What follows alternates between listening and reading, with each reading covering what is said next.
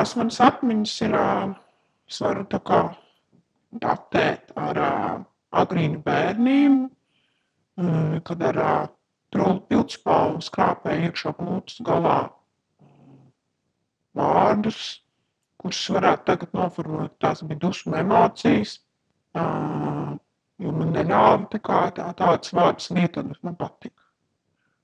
Nu jā, kaut kā tā.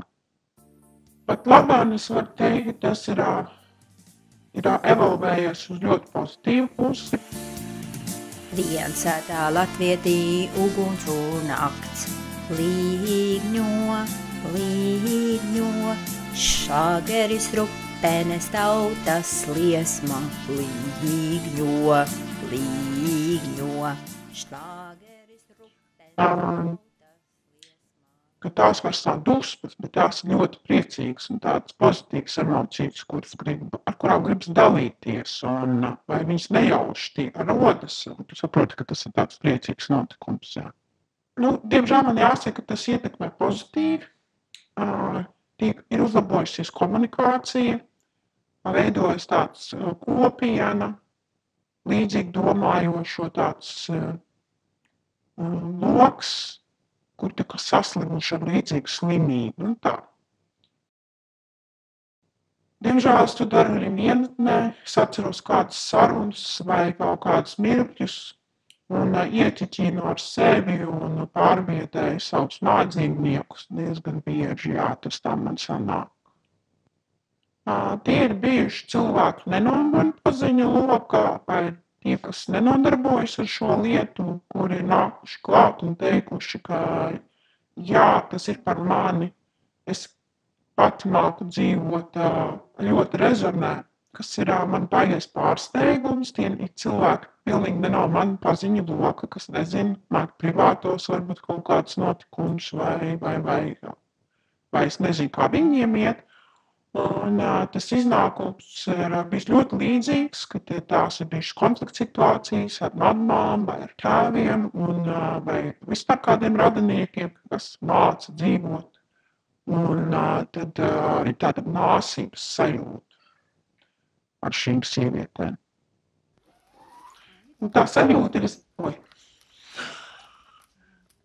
Tā sajūta ir tāda manifestējoša, jo es zinu, ka kādam tas palīdzēs, ka man pašai tas palīdz atcerēties, kad man nav vajadzīgas kaut kādas ārīgas vai pamācības vai kaut kādi citi viedokļi, kad ir jāatļauj cilvēkam pašam izlemt.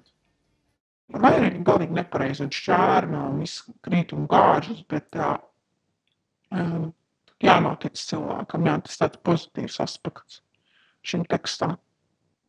Visbiežāk tas ir kopā ar kādiem draugiem, vai divatā, vai vairāk grupā, kad tiek mēģots un visāds tāds ļoti brīva sajūta, ka tu vari būt pats un vari pārteikties vai vienkārši spurgt spilvenā vai piedurknē, un viss tiek tāds pozitīvi pārproducēts par kaut kādu, varbūt ne ļoti vērtīgu iznākumu, bet tad tas tiek visu laiku tā ķeksēts ārā no konteksta. Parasti šī komunikācija izvēršas smieklīga, kad ir jāatgādina, ka tur ir savādākā veidā uzrakstīts, ka tur ir ortogrāfijas, varbūt tā kā kļūda, un tas izraisa tādu atvēršanos arī netekstētāju vidū, un viņi atzīst to par labu esam. Nav nekad bijusi negatīva pieredze, pastāv tā ir tikai pozitīva.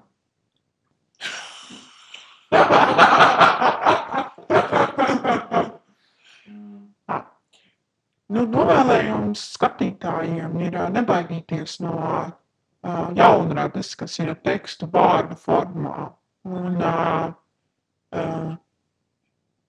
izveidot savu izaicinājumu, vismaz reizi nedēļā kaut ko pārteikties vai savirknēt kādus dīvainus vārdus kopā un atrastiem kādu pielietojumu vai jēgu vai nejēgu. Būt cilvēkam nav profesionāli skopsā vilkums emocijas, bez cīņā neuzārs turkas kļūdās.